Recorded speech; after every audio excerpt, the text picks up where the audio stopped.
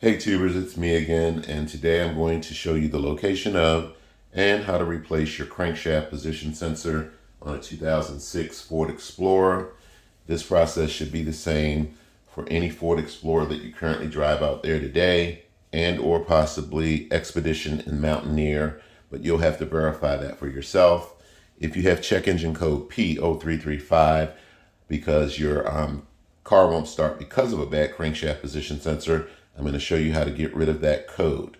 One of the first things you want to do before working on anything electrical in your vehicle, guys, is you want to disconnect the black cable from your battery. This keeps you from potentially shorting out other fuses and or doing harmful damage to your vehicle's computer. You don't have to jack the vehicle up, guys. You can work from underneath the vehicle, passenger side easily to tackle this. There are a couple of tools you'll need to do this job successfully, guys. A good bright flashlight, and if you can find one of these bendable flashlights from Harbor Freight, they come in really handy. You'll need 2 short drivers or 1 long 3/8 driver. You'll need a short 3/8 driver and a 3/8 ratchet. You're going to notice that there is a bolt taped into this swivel. Yes, and a 3/8 swivel will come in handy as well. This is not the correct bolt, but I just did this just to show you. I tackled this job from the bottom of the car and the top. If you choose my path, when you get to the top, you can tape the bolt in, keeps the bolt from falling. And what I did was I took my flashlight and got down in there and guided it in, and the job was done. You'll need a new crankshaft position sensor.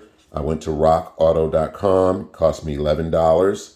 There's my part number. Again, rockauto.com, $11, but I'll let you choose and decide where you're going to get your crankshaft position sensor from.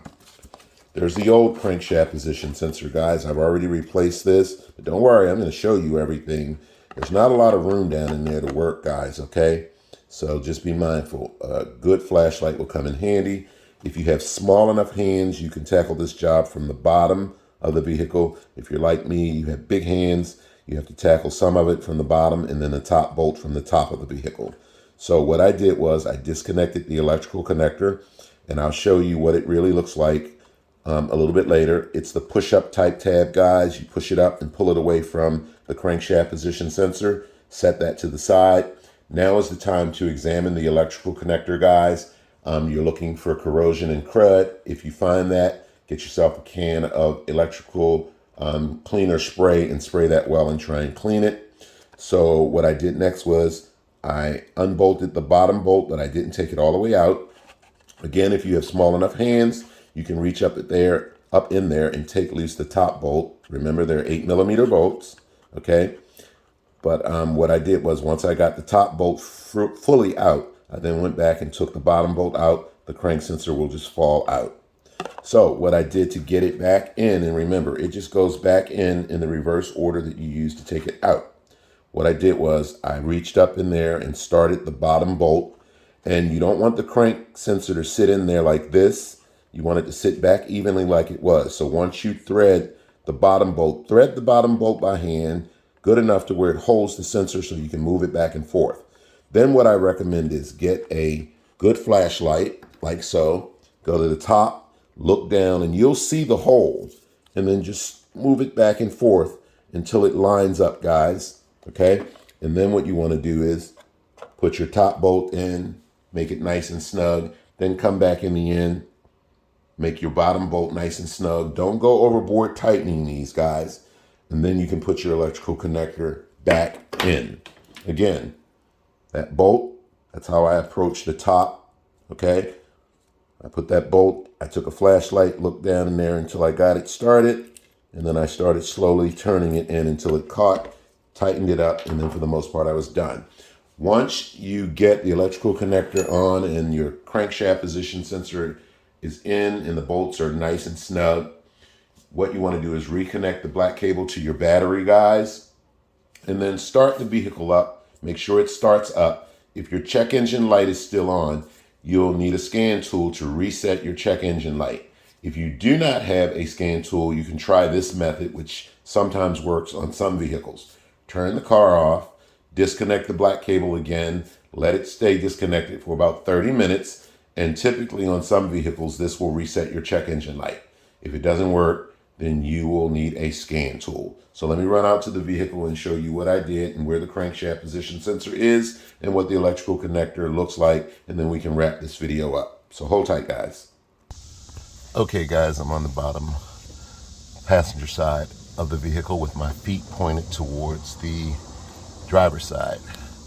There is the crankshaft position sensor's bottom bolt, and you'll notice how I use the top by using a swivel and a couple of long drivers to get to the top bolt. But again, keep in mind you can do the top bolt from the bottom if your hands are small enough. There is the electrical connector for it. So I'm going to go ahead and put that back on so you see how that looks. Okay, guys, let's see, can you see that? See that silver piece on the bottom of the electrical connector? You just push that up, guys, and then pull it away. There's the top bolt up there. And remember, when you go to reinsert your electrical connector, you want to push it on until you hear it click.